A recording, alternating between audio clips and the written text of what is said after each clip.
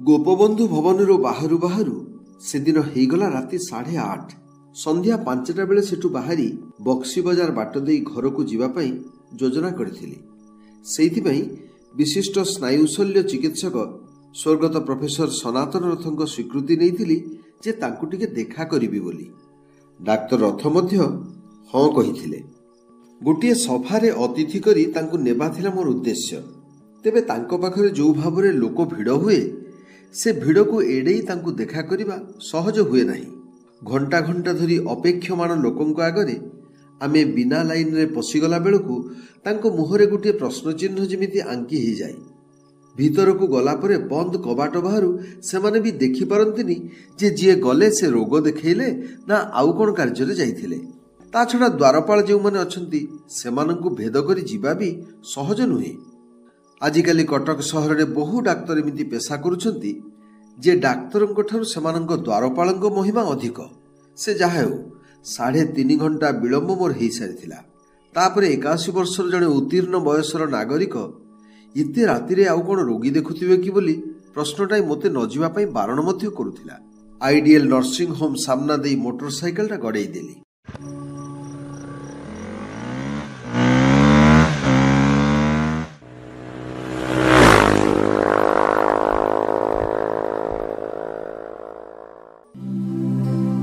ଭିଡ଼ଟା ବାହାରକୁ ଦେଖିଲି। ଗାଡ଼ିକୁ ଷ୍ଟାଣ୍ଡ ମାରି ଭିତରକୁ ଗଲାବେଳେ ରଥେ ବସିଛନ୍ତି ପାଖାପାଖି 20-25 ଲୋକ। ସେତେବେଳେ ବି ଧାଡ଼ିରେ ଠିଆ। ଠିକ୍ ସେତିକି ବେଳେ 105 ନମ୍ବର ରୋଗୀର ନାଁ ଡାକ ହେଲା। ଡାକ୍ତର ସନାତନ ରଥ ବେଶ୍ ସ୍ୱଭାବ ସୁଲଭ ଶାନ୍ତ ଅମାୟିକ ଭଙ୍ଗୀରେ ମୋର ସମ୍ମାନକୁ ସ୍ୱୀକାର କଲେ। ମୁଁ ଦ୍ୱାରପାଳକୁ ମୋର ଆସିବାର ସୂଚନା ଦେଇ ଅପେକ୍ଷା କଲି। କିଛି ସମୟ ପରେ ପାଳି ପଡ଼ିଲା ଓ ଭିତରକୁ ଗଲି।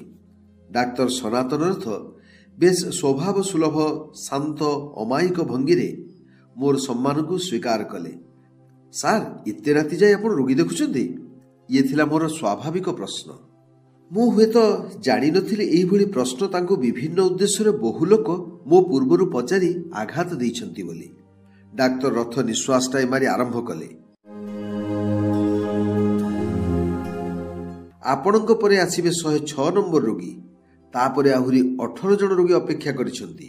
କିଏ କିଏ ସେମାନଙ୍କ ଭିତରୁ ସକାଳୁ ଅପେକ୍ଷା କରିଛନ୍ତି, କେହି କେହି ଗତକାଲିଠାରୁ ଅପେକ୍ଷା କରିଛନ୍ତି।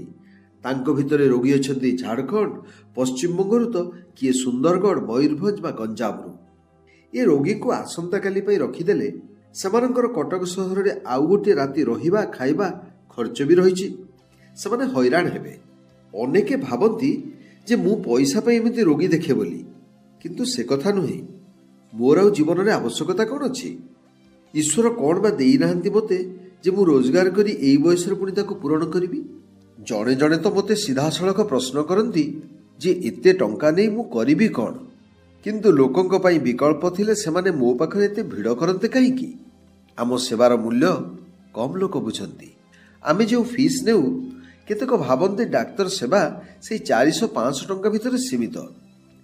ଆଉ ଏ ମାନସିକତା ବହୁ ପୁରାତନ। ମଣିଷ ସମାଜକୁ ବହୁ ଭାବରେ ବସ୍ତୁବାଦ ଗ୍ରାସ କଲାଣି ବୋଲି ଲୋକେ ଡାକ୍ତରମାନଙ୍କ ସମ୍ପର୍କରେ ଏମିତି ଭାବୁଛନ୍ତି, ସେ କଥା ନୁହେଁ। ଆଜିକୁ 50 ବର୍ଷ ତଳେ ଲୋକଙ୍କ ଭିତରେ ଏମିତି ଭାବନା ଥିଲା। ଗୋଟିଏ ଇଣ୍ଟରେଷ୍ଟିଂ କଥା ଶୁଣନ୍ତୁ। କଥା ଲମ୍ବଉଥିଲେ ଡାକ୍ତର ପ୍ରଫେସର ସନାତନ ରଥ।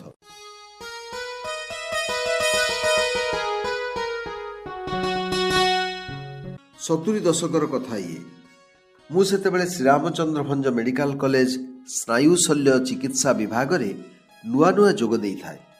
ଜଣେ ଦୁର୍ଘଟଣାଗ୍ରସ୍ତ ଯୁବକ ମୋ ବିଭାଗରେ ଭର୍ତ୍ତି ହେଲେ। ତୁରନ୍ତ ତାଙ୍କୁ ନିଆଯାଇ ଶଲ୍ୟ ଚିକିତ୍ସାର ବ୍ୟବସ୍ଥା କରାଗଲା। ଯୁବକଟିର ମଥାର ବାମ ପାର୍ଶ୍ୱ ବିଶେଷ କ୍ଷତିଗ୍ରସ୍ତ ହୋଇଥାଏ। ମୁଁ ଅପରେସନ କଲି। ରୋଗୀକୁ ତା ଶଯ୍ୟାକୁ ନିଆଗଲା। ଦୀର୍ଘ ସମୟର କ୍ଳାନ୍ତି ପରେ ମୁଁ ଘରକୁ ଗଲି ଓ ବିଶ୍ରାମ ନେଲି।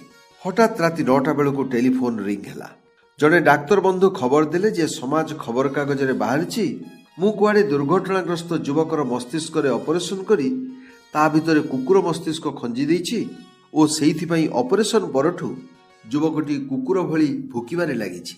ଏମିତି ଗୋଟେ ନୁହେଁ, 10-12ଟି ଫୋନ୍ ଆସି ମୋତେ ବ୍ୟତିବ୍ୟସ୍ତ କରି ପକାଇଲା। ମୋର ତ ନିଦ ହଜିଗଲା।